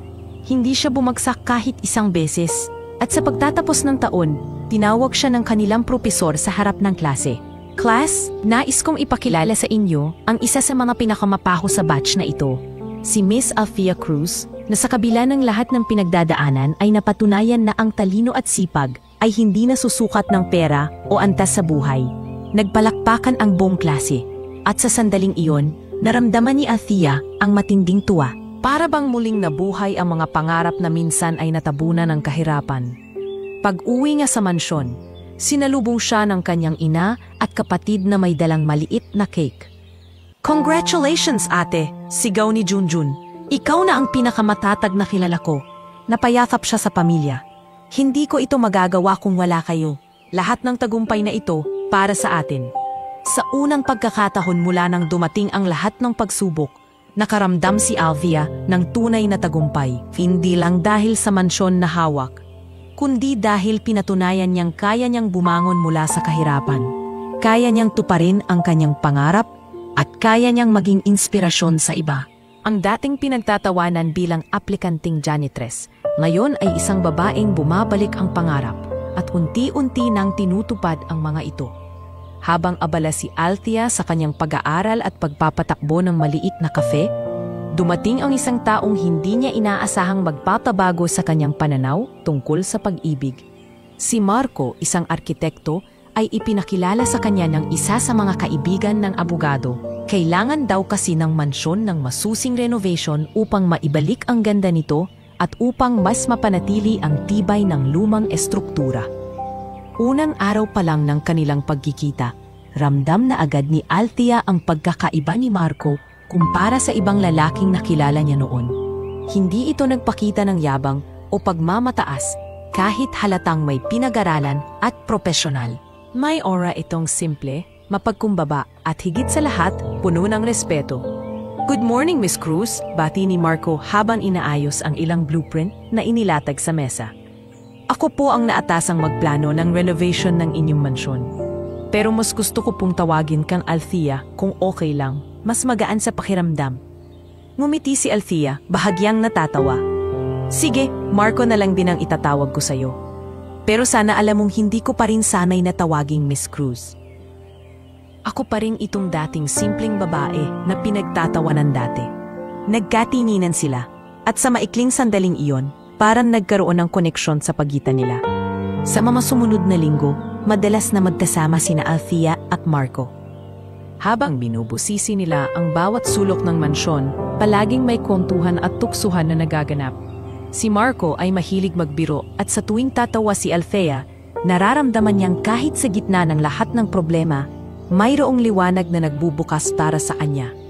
Isang araw, habang initingnan nila ang lumang hardin, napansin ni Marco ang paglalakad ni Althea sa mga bulaklak. Alam mo, bagay ka dito, ani Marco. Napakunot ang noo ni Althea. Bakit mo naman nasabi? Dahil tulad ng mga bulaklak, dito kahit ilang beses tabunan ng damo at alikabok, lalabas pa rin ang ganda kapag inalagaan. Ganoon ka rin, Althea. Kahit ilang beses kang hinamak, na yon lumilitaw ang tunay mong halaga. Napatigil si Althea. Hindi siya sanay makarinig ng ganitong mga salita, lalo na galing sa isang lalaking hindi man lang tumingin sa kanyang kayamanan, kundi sa kanyang pagkatao. Habang tumatagal, mas lalo silang naging malapit. Nakikinig si Marco sa mga kwento ni Althea tungkol sa kanyang nakaraan, ang hirap ng buhay, ang pagkamatay ng kanyang ama, at ang sakripisyong ginawa niya para sa pamilya. Imbes na tingnan ito bilang kahinaan, hinangaan ito ni Marco. Hindi lahat ng babae may tapang na tulad mo, ani Marco isang gabi habang sila'y nagkakape sa veranda ng mansyon. Kung ibang tao ang nasa sitwasyon mo, baka sumuko na sila. Pero ikaw, pinili mong lumaban. Napatingin si Althea sa kanya at sa unang pagkakataon, naramdaman niyang naiintindihan siya ng isang tao ng buo. Hindi dahil sa titulo, hindi dahil sa pera, kundi dahil sa kanyang pinagmulan at pinili niyang maging natatag. Ngunit hindi lahat ay natuwa sa kanilang pagiging malapit. May ilang tauhan sa mansyon ang nagbulungan. Tignan mo nga naman, hindi pa nga siya sanay sa yaman. May lalaki na agad. Baka ginagamit lang siya. Ang balitang ito ay mabilis na kumalat hanggang sa bayan. May ilang nagsabi na baka si Marco ay nakapaligid lang dahil sa yaman ni Althea. Ang iba naman nagduda kung seryoso ito o isa lamang na idudulot ng biglaang pagbabago sa buhay ng dalaga. Dumating ang araw na kinausap si Althea ng kanyang ina. Anak, sigurado ka ba kay Marco? Baka tulad lang siya ng iba na titingin lang sa pera. Ngumiti si Althea, ngunit seryoso ang kanyang mata. Nay, alam ko po ang takot ninyo. Pero sa bawat araw na kasama ko si Marco, nakikita ko na hindi pera ang tingin niya sa akin. Sa totoo lang, ni hindi pa niya binabanggit ang tungkol sa mansyon. Ang laging iniintindi niya ay kung kumusta ako. Isang gabi, matapos ang mahabang araw ng pag-iinspeksyon ng mansyon, naglakad silang dalawa sa ilalim ng buwan. Tahimik lang sila noong una, ngunit kalaunan ay nagsalita si Marco. Althea, alam kong marami kang pinagdadaanan. Alam ko ring marami ang nagdududa sa paligid mo, pero gusto kong malaman mo, hindi ako nandito para sa mansyon. Nandito ako dahil sa'yo. Natigilan si Althea, napatingin sa kanya at unti-unting ngumiti. Sa puso niya, alam niyang hindi lahat ng tao ay kagaya ng mga nanghamak sa kanya. May mga tao ring handang mahalin siya dahil sa kung sino siya, hindi dahil sa kung ano ang meron siya. Sa mga araw na lumipas, mas lalong tumibay ang kanilang samahan. Hindi pa man sila nagtatapat ng tunay na damdamin. Malinaw na sa kanilang dalawa na may espesyal na ugnayan na nabubuo. Ngunit sa gitna ng lahat ng ito, ramdam ni Althea na hindi mawawala ang mga taong tututol. Alam niyang darating ang panahon na kailangan nilang patunayan sa iba na ang kanilang ugnayan ay hindi nakabase sa yaman o kapangyarihan, kundi sa tunay na pag-ibig at pag-unawa. Sa ngayon, sapat na sa kanya ang maramdaman na hindi siya nag-iisa. Sa tabi ni Marco, nakatagpo siya ng kaibigan, kakampi at marahil ay higit pa. Isang taong magpapalakas sa kanya sa mga laban na naghihintay pa sa hinaharap. Habang lumalalim ang ugnayan nina Althea at Marco, dumating ang panibagong pagsubok na susukat sa kanilang tiwala sa isa't isa. Unti-unting kumalat ang balita tungkol sa kanilang pagiging malapit, at hindi ito nakaligtas sa mga matang laging nakabantay sa bawat galaw ng dalaga. Sa lipunan ng mga mayayaman, mabilis kumalat ang tsismis, lalo na't si Althea ay kilalang tagapagmana ng isang mansyon. Isang hapon, habang nakaupo si Althea sa veranda ng kanilang mansyon, dumating ang mayordoma na ngayon ay mas magalang na. Senyorita, may nais pong makipagkita sa inyo. Siya po ay si Doña Veronica, isa sa mga kilalang negosyante sa bayan. Nagulat si Althea. Ano ang pakay niya? Hindi ko po alam, senyorita. Pero mukhang mahalaga, sagot ng mayordoma. Agad na lumapit si Althea sa sala upang salubungin ang bisita. Doña Veronica, isang babaeng nasa 50 taong gulang, ay nakasuot ng mamahaling alahas at halatang sanay sa marangyang pamumuhay. Nakaupo ito ng may tikas, ngunit bakas ang matalim na titig. Althea Cruz, panimula ni Doña Veronica, narinig ko ang tungkol sa iyo. Isang mahirap na babaeng biglang yumaman dahil sa mana. At ngayon, nabalitaan ko ring nakikipaglapit ka sa isang arkitekto, si Marco. Napatingin si Althea, hindi nagustuhan ang tono ng babae. Bakit po? Ano ang problema kung may kaibigan akong si Marco? Napangisi si Doña Veronica. Kaibigan? O baka higit pa? Nakakatuwang isipin na ang isang tulad mo ay naniniwalang may lalaking hindi hahangarin ang iyong kayamanan. Ngunit hiha, huwag kang padadala. Si Marco ay may pamilya ring may utang sa negosyo ko. Kung tutuusin, matagal na siyang nakikinabang sa kabutihang loob ko. At kung sakaling pumasok siya sa buhay mo, hindi malayong gamitin ka lang niya para makabayad ng kanilang pagkakautang. Nanlamig si Althea sa narinig. Totoo ba ang sinasabi ng babae? O isa lamang itong paraan upang lituhin siya? Patawad po, Donya, pero kilala ko si Marco. Hindi siya ganoong tao, mariin niyang sagot. Ngunit umiling si Doña Veronica. Althea, ang mundo ng mayayaman ay mapanlin lang. Tandaan mo, hindi lahat ng ngiti ay totoo. Hindi lahat ng kabaitan ay wagas. Tandaan mo masyadong bata ang iyong karanasan para maintindihan ang lahat ng ito. Pag-alis ng babae, nanatiling tahimik si Althea. Dumating si Marco kinagabihan upang ipakita ang bagong plano para sa hardin. Ngunit halata ang lungkot sa mukha ng dalaga. Althea, may problema ba? Tanong ni Marco habang inilalapag ang mga blueprint. Tumingin siya kay Marco, hindi malaman kung paano magsisimula. Marco, may dumating kanina, si Doña Veronica. Sinabi niya na ginagamit mo lang daw ako, na ang pamilya mo raw ay may utang sa kanya at baka ako lang daw ang sagot mo para makabayad. Nanlaki ang mga mata ni Marco. Halatang nasaktan. Ano? Hindi totoo yan, Althea. Oo, May negosyo si Doña Veronica na minsang nakatulong sa pamilya ko. Pero wala akong utang na ganon at hindi ko kailanman gagamitin ka. Pero Marco, nanginginig ang tinig ni Althea. Paano kung totoo? Paano kung hindi ko nakikita ang lahat? Lumapit si Marco at hinawakan ng kanyang kamay. Althea, tingnan mo ako. Simulata lang, ipinakita ko na sa'yo na hindi ko tinitingnan ang yaman mo. Ang lagi kong inaalala ay ikaw. Kung hindi mo ako kayang paniwalaan, masakit para sa akin.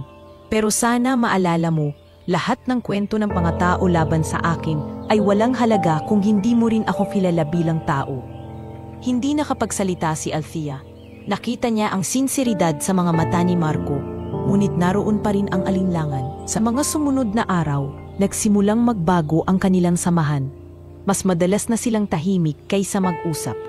Kapag pumupunta si Marco para ipakita ang mga plano sa mansyon, ramdam ni Althea ang bigat ng pagitan nila. Nay, bulong ni Althea isang gabi habang nag-uusap sila ng kanyang ina. Hindi ko alam kung ano ang paniniwalaan ko. Gusto kong pagkatiwalaan si Marco. Pero paano kung tama si Doña Veronica? Hinawakan siya ng kanyang ina sa kamay. Anak, ang tiwala ay hindi basta ibinibigay o binabawi dahil sa sabi-sabi. Kung naniniwala kang totoo ang nararamdaman niya, patunayan mo iyon hindi sa salita, kundi sa mga gawa. Huwag mo hayaang sirain ng iba ang puso mo. Kinabukasan, nagdesisyon si Althea na subukin ang katapatan ni Marco. Sinabi niya rito, Marco, nais kong makita kung gaano ka katapat. Simula bukas, gusto kong ikaw ang mamasiwa ng kafe na itinayo ko. Doon ko makikita kung kaya mong magtagumpay, hindi dahil sa pera ko, kundi dahil sa sarili mong pagsisikap. Hindi nagdalawang isip si Marco. Kung iyon ang paraan para mapatunayan ko ang sarili ko, gagawin ko. Hindi ko kailanmang hahayaang isipin mo na ginagamit kita. At sa mga sumunod na linggo, buong puso niyang pinamahalaan ang kafe. Dumating siya araw-araw, nagbukas ng tindahan, naglingkod sa mga kustomer at nakipag-usap sa mga empleyado. Hindi siya nagreklamo kahit minsang nahirapan. Nakita mismo ni Althea ang kanyang dedikasyon. Isang gabi, matapos ang mahabang araw, nilapitan siya ni Marco. Althea, nakita mo na, hindi kita kailanmang gagamitin. Ang kafe, itinuring kong parang akin, hindi dahil sa pera, kundi dahil gusto kong ipakita na kaya kong tumayo sa sarili kong kakayahan. Napaluha si Althea. Niyakap niya si Marco ng mahigpit. Marco, patawarin mo ako. Inagdudahan kita kahit hindi naman dapat. Ngayon alam ko na, hindi lahat ng tao ay kagaya ng mga nanghamak sa akin noon. At ikaw, usa ka sa iilang taong tunay na makakasama ko. At sa gabing iyon, muling bumalik ang tiwala sa pagitan nila. Sa kabila ng pagsubok, mas lalo lamang tumibay ang kanilang relasyon. Ngunit alam ni Althea na hindi pa rito nagtatapos ang lahat. Sa isang mundong puno ng inggit at kasinungalingan, mas marami pang hahadlang sa kanilang pag-ibig. Ngunit sa pagkakataong iyon, hawak nila ang isa't isa at iyon ang pinakamahalaga. Matapos tumibay muli ang tiwala ni Althea kay Marco, inakala niyang unti-unti nang tatahimik ang kanyang mundo. Ngunit ang mga kamag-anak na matagal nang umiiwas ay nagsimulang lumabas muli. Hindi upang makipag-ayos, kundi upang siraan siya. Ang mamataong ito, na minsang tumalikod sa kanilang pamilya noong panahon ng hirap, ngayon ay nagbabalik na may bitbit na kasakiman at galit. Isang hapon, dumating ang liham mula sa korte na nagbigay ng matinding dagok kay Althea. Binasa ito ni Attorney Ramirez sa kanyang harapan. Senyorita, maingat na wika ng abogado. May reklamo laban sa iyo ang ilan sa iyong kamag-anak. Kinu-question nila ang legalidad ng titulo at sinasabi nilang peke ito. Gusto nilang ipawalang bisa ang lahat ng mana. Napahawak si Althea sa kanyang dibdib. Paano nila nagawa to? Alam nilang malinaw ang mga papeles. Naghahanap lang sila ng dahilan para agawin ang lahat. Sumabat si Marco na nakaupo sa tabi niya. Althea, ito na ang simula ng laban na sinasabi ko. Hindi sapat na ikaw ang may hawak ng titulo. Kailangan mong patunayan sa lahat na may kakayahan kang ipagtanggol ito. Sa mga sumunod na araw, nagsimulang kumalat ang mga tsismis sa bayan. May mga nagkukwento na raw si Althea ay anak lamang sa labas na walang karapatan sa mansyon. May ilan namang nagsasabing nakuha niya lang ang titulo dahil sa panlilinlang ng kanyang ina. Umiiyak si Althea habang nakaupo sa silid kasama ang kanyang ina. Ang sakit-sakit marinig na sinasabi nilang peke ang lahat. Na ikaw raw ay nagsinungaling. Hinawakan siya ni Rosa sa kamay. Anak, huwag kang maniniwala sa kanila. Alam mo ang katotohanan. Alam mong pinili ka ng iyong lolo. Walang sinuman ang makakabura niyon. Ngunit hindi doon natapos ang paninira. Isang araw, biglang lumabas sa pahayagan ang isang artikulo na naglalaman ng pekeng kwento tungkol kay Althea. Nakasulat doon na siya raw ay gumamit ng pekeng abogado at binayaran ito para palabasing kanya ang titulo. Hindi totoo yan, galit na wika ni Junjun habang hawak ang diaryo. Ate, bakit nila ginagawa to? Mahigpit na niyakap ni Althea ang kapatid. Dahil gusto nila tayong bumagsak, Jun. Pero hindi tayo susuko. Lalaban tayo. Dinala ni Ate Ramirez ang lahat ng papeles sa korte upang patunayan ang legalidad ng mana. Ngunit bago pa man magsimula ang kaso, nagsimulang dumami ang mga taong bumabaliktad ang tingin kay Althea. Ang ilan sa kanyang mga kapitbahay na dati humahanga sa kanya ay biglang naging malamig. Baka totoo nga ang sabi nila, bulong ng isa sa palengke. Ano ba siya para biglang yumaman? Naku, baka niloko lang tayo ng babaeng yan. Baka hindi talaga kanya ang mansyon. Sagot ng isa pa. Narinig mismo ito ni Althea habang bumibili ng pagkain sa palengke. Napayuko siya. Ramdam ang bigat ng mga salita. Ngunit imbes na tumakbo palayo, lumapit siya at diretsyong sinabi, kung talagang duda kayo, hintayin niyo ang desisyon ng korte. Doon niyo makikita ang katotohanan. Tahimik na napatingin sa kanya ang mga tao. Halatang nagulat sa kanyang tapang. Samantala, mas lalo namang kumilos ang kanyang mga kamag-anak. Isang gabi, dumating ang isang babae sa mansyon, si Teresa, pinsan ng kanyang ina, na kilalang mapagmataas at palaging naiinggit. Althea, panimula nito, hindi ka karapat-dapat dito. Ang mansyon ay para sa amin na totoong dugo ng pamilya. Ikaw? Isang batang lumaki sa hirap at janitress pa. Wala kang karapatan. Tumingin si Althea ng diretsyo sa kanya.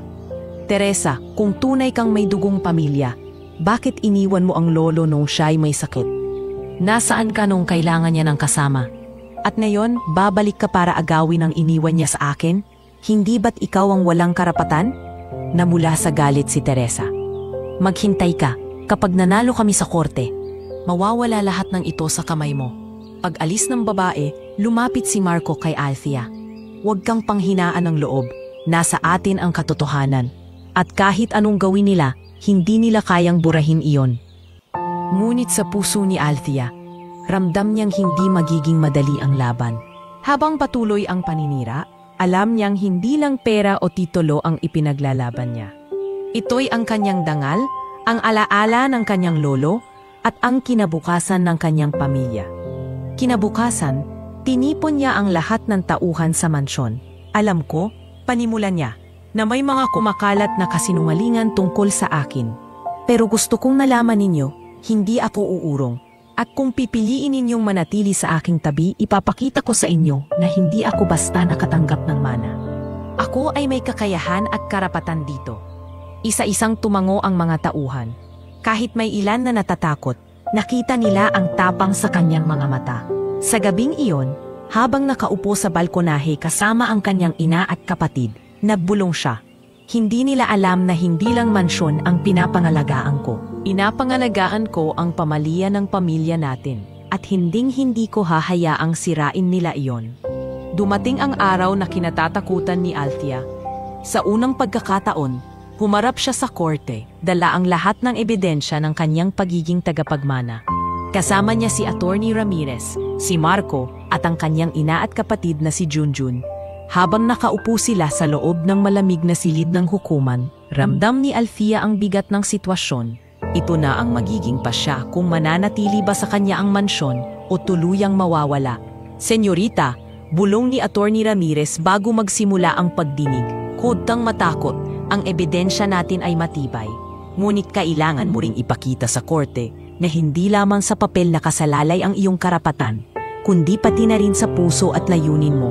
Nakaniti si Marco na nakaupo sa tabi. Nandito lang ako, Althea. Hindi ka nag-iisa. Nagsimula ang paglilitis. Sa kabilang panig ng korte, naroon ang ilan sa mga kamag-anak ni Althea. Pinangungunahan ni Teresa. Nakataas ang kilay nito, puno ng kumpiyansa at halatang handang gawin ang lahat para makuha ang ari-arian. Your Honor, panimula ng abogado ni Teresa, ang aming kliyente ay naniniwala na ang titulo na hawak ni Miss Althea Cruz ay peke at hindi dumaan sa tamang proseso. Bukod pa rito, walang sapat na ebidensya na siya ang tunay na itinalagang tagapagmana ng kanyang lolo. Tumayo si Api Ramirez at mariin sumagot. Your Honor, narito ang orihinal na dokumento ng huling habilin ng namayapang Don Ernesto Cruz. Malinaw na nakasaad dito na si Miss Althea Cruz ang nag-iisang tagapagmana ng kanyang ari-arian. Ang lahat ng papeles ay pirmado, notarized at tumaan sa legal na proseso. Iniharap ang mga dokumento sa korte. Isa-isang sinuri ng hukom at ng mga tauhan nito. Habang binabasa ng hukom ang mga papeles, napansin ni Althea ang mga pabulong na usapan ng kanyang mga kamag-anak. Hindi pa rin sapat yan. Bulong ni Teresa sa kanyang abogado.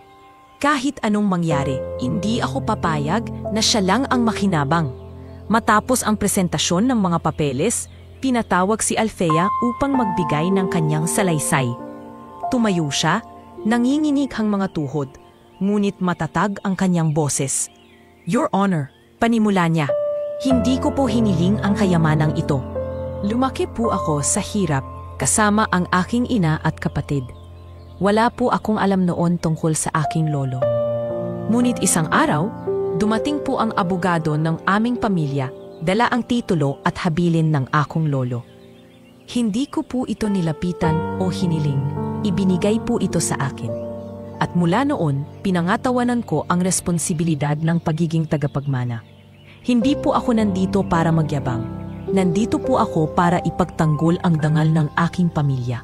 Nagkaroon ng katahimikan sa loob ng korte. Maraming nakikinig ang halatang nagulat sa katapatan at tapang ng kanyang mga salita. Ngunit hindi pa rin nagpatinag ang kabilang panig. Pinatawag si Teresa upang magbigay ng sariling salaysay. Your Honor, panimula nito, matagal nang kilala ng aming pamilya na si Althea at ang kanyang ina ay hindi bahagi ng tunay na linya ng aming angkan. Siya ay anak sa labas at hindi karapat-dapat sa kahit anong mana. Isa pa, paano mo ipagkakatiwala ang mansyon sa isang babaeng dating nag-apply lamang bilang janitress dito? Nabigla ang ilang tao sa loob ng korte, ngunit agad na tumayo si Attorney Ramirez. Objection, Your Honor. Ang pagiging anak sa labas ay walang kinalaman sa legal na habilin ng isang tao. Ang huling habilin ay malinaw at iyon ang dapat masunod. Tinanggap ng hukom ang pagtutol, ngunit halata sa mukha ni Althea ang sakit ng muling marinig ang pangmamaliit. Pinisil ni Marco ang kanyang kamay bilang pag-alalay. Nagpatuloy ang pagdinig. Iniharap ni Attorney Ramirez ang mga testigo, kasama na ang dating kasamahan ng kanyang lolo na personal na nakasaksi sa pagpirma ng habilin. Ako po si Mang Ricardo, wika ng matanda, at personal kong nakita kung paano pinirmahan ni Don Ernesto ang dokumento. Maliwanag niyang sinabi na si Althea ang nais niyang magmana ng lahat ng kanyang naipundar. Wala pong halong peke o panlilin lang. Nabigla ang mga kamag-anak. Hindi nila inaasahan na may testigong handang magsalita laban sa kanila. Sa huling bahagi ng paglilitis, binigyan ng pagkakataon ang bawat panig na magbigay ng panghuling salita. Tumayo muli si Althea at sa pagkakataong iyon, hindi na nanginginig ang kanyang tinig. Your Honor, maaaring isipin ng iba na hindi ako karapat-dapat. Maaaring hindi ako nakapagtapos ng kolehiyo at maaaring nagsimula ako sa pinakamababang antas ng lipunan. Pero hindi po ibig sabihin noon na wala akong halaga. Ang habilin ng aking lolo ay hindi tungkol sa dugo lamang, kundi tungkol sa tiwala. At sisikapin kong patunayan araw-araw na hindi ako nagkamali sa pagpili. Nang matapos ang kanyang pahayag, nagkaroon ng katahimikan, kahit ang hukom ay tila napaisip. Ang desisyon, wika ng hukom, ay aming ipapahayag sa susunod na pagdinig matapos ang masusing pagsusuri ng lahat ng ebidensya. Habang lumalabas sila ng korte, naramdaman ni Althea ang mabigat na pasanin sa kanyang balikat. Ngunit sa tabi niya ay naroon ang kanyang ina, si Junjun, si Marco, at si Attorney Ramirez, mga taong hindi siya iniwan. Althea, wika ni Marco habang hinahawakan ang kanyang balikat. Anumang mangyari, ipinakita mo sa lahat kung sino ka. Hindi na mahalaga ang kanilang sinasabi. Ang mahalaga, pinaninindigan mo ang katotohanan. Sa kanyang puso, alam ni Althea na anuman ang magiging desisyon, nagsimula na ang laban na matagal niyang kinatatakutan. At handa na siyang harapin ang lahat. Hindi lamang para sa mansyon, kundi para sa pangalan ng kanyang pamilya at sa kinabukasan na kanyang binubuo. Dumating ang araw ng huling pagdinig. Ang lahat ay nakatutok sa kasong ito. Hindi lamang ang pamilya ni Althea, kundi pati na rin ang buong bayan na sumusubaybay sa kwento ng babaeng minsang pinagtawanan bilang aplikanteng janitress, ngunit ngayoy lumalaban para sa kanyang karapatan bilang tagapagmana ng mansyon. Maagang pumasok si Althea sa korte kasama ang kanyang ina, si Junjun at si Marco. Hawak niya ang kamay ng kanyang kapatid, pinipisil ito para magkaroon ng lakas ng loob. Ate, bulong ni Junjun, mananalo tayo, naniniwala ako sa'yo. Nakangiti si Althea kahit halatang kinakabahan. Salamat Jun, para sa'yo at kay nanay, lalaban ako hanggang dulo. Nasa kabilang panig naman ang kanyang mga kamag-anak. Pinangungunahan pa rin ni Teresa. Nakaayos itong mabuti, puno ng kumpiyansa at halatang handang magdiwang sa inaasahan niyang panalo. Ngunit sa ilalim ng kanyang ngiti, may halong kaba na hindi maitago. Court is now in session, wika ng hukom. Habang pumapasok sa silid, tumayo ang lahat bilang paggalang. Matapos ang ilang pagbasa at pagsusuri ng mga ebidensya, dumating na ang pinakahihintay na sandali, ang pagdedesisyon ng korte. Tahimik ang lahat, walang kumikilos, habang binabasa ng hukom ang resolusyon. Matapos ang masusing pagsusuri ng lahat ng dokumento, testigo at ebidensya, malinaw na ang habilin ni Don Ernesto Cruz ay tunay at may bisa. Ang titulo ng mansyon at iba pang ari-arian ay legal na naipasa kay Miss Althea Cruz. Ang lahat ng pagdududa at paratang ng mga tumututol ay walang sapat na batayan at pawang haka-haka lamang. Dahil dito, idinedeklara ng korte na si Miss Althea Cruz ang nag-iisang lehitimong tagapagmana ng lahat ng ari-arian ng pamilyang Cruz. Halos mapaiyak si Althea sa sobrang tuwa. Miyakap siya ng kanyang ina. At si Junjun ay napasigaw, "Panalo tayo, ate." "Panalo tayo." Si Marco naman ay mahigpit na humawak sa kanyang balikat at bumulong. "Sabi ko sa'yo, kaya mo." Samantala namutla ang kanyang mga kamag-anak, lalo na si Teresa. Tumayo ito at halos pasigaw na nagsabi, Hindi ito matatapos dito. Hindi siya karapat-dapat." Ngunit pinutol ito ng hukom. "Order in the court." Ang desisyon ay pinal. Kung nais ninyo umapela, dumaan kayo sa tamang proseso. Ngunit sa ngayon, si Miss Cruz ang kinikilalang may-ari. Walang nagawa ang mga kamag-anak kundi ang umalis na may galit sa kanilang mga mata. Ngunit alam nilang wala na silang laban. Paglabas ng korte, sinalubong si Althea ng mga tao sa bayan. Ang ilan na minsang nagduda sa kanya ay ngayon ay nagpalakpakan at nagbigay ng pagbati. "Congratulations, Althea!" Sigaw ng isa. "Ikaw ang inspirasyon namin. Salamat dahil ipinakita mong hindi mahalaga ang pinagmulan. Ang mahalaga ay ang katapatan at tibay ng loob." Dagdag ng isa pa. Habang naglalakad si Althea palabas ng gusali, naramdaman niya ang bigat na unti-unting nawala sa kanyang dibdib. Hindi lamang mansyon ang kanyang naipanalo, kundi pati na rin ang kanyang dangal at pangalan. Sa mga sumunod na araw, mas lalong mang ipinaramdam sa lahat ang kanyang pagiging tunay na may-ari ng mansyon. Hindi sa pamamagitan ng pagmamayabang, kundi sa pagiging makatao. Inayos niya ang pamamalakad. Tinitiyak na pantay-pantay ang trato sa lahat ng tauhan. Inatawad niya ang ilan na nang-api noon, ngunit nagbigay ng malinaw na babala. Ang respeto ay hindi lamang para sa akin, kundi para sa lahat ng tao sa loob ng mansyong ito. Naging inspirasyon si Althea sa bayan. Ang kanyang kafe ay mas lalo pang lumago at ang kanyang pag-aaral ay nagpatuloy hanggang sa makapagtapos siya. Si Marco ay nanatiling nasa kanyang tabi, patuloy na sumusuporta at nagmamahal. Hindi dahil sa kayamanan, kundi dahil sa pagkatao niya. Isang gabi, habang nakaupo siya sa veranda ng mansyon, kausap ang kanyang ina. Napabuntong hininga si Althea. "Nay, tapos na rin ang laban. Hindi ko akalaing darating ang araw na makakamit natin ito." Ngumiti si Rosa, hawak ang kamay ng anak. "Anak, simula pa lang ito. Ang tunay na laban ay hindi sa korte, kundi sa araw-araw mong pamumuhay. Panindigan mo ang tiwala na ibinigay sa iyo ng iyong lolo. Huwag mo kalilimutan ang pinagmulan natin." Napatingin si Althea sa malawak na hardin ng mansyon. Sa kanyang puso, alam niyang totoo ang sinabi ng kanyang ina. Ngunit alam din niya na handa na siya. Hindi na siya ang dating babaeng pinagtatawanan sa pag-a-apply bilang janitress. Siya na ngayon ang babaeng nagtagumpay laban sa lahat ng panghuhusga at paninira. At sa gabing iyon, habang nakatingin siya sa mga bituin, bumulong si Althea. "Salamat, Lolo. Hindi ko sasayangin ang iniwan mo. At higit sa lahat, ipapakita ko sa lahat na ang tunay na yaman ay hindi nasusukat sa ari-arian, kundi sa tibay ng puso at sa respeto sa kapwa." Sa wakas, natapos ang laban, hindi lamang sa korte, kundi pati na rin sa kanyang sarili. At sa pagwawakas ng kabanatang iyon, nagsimula ang panibagong yugto ng kanyang buhay. Isang buhay na puno ng pag-asa, pag-ibig at tagumpay.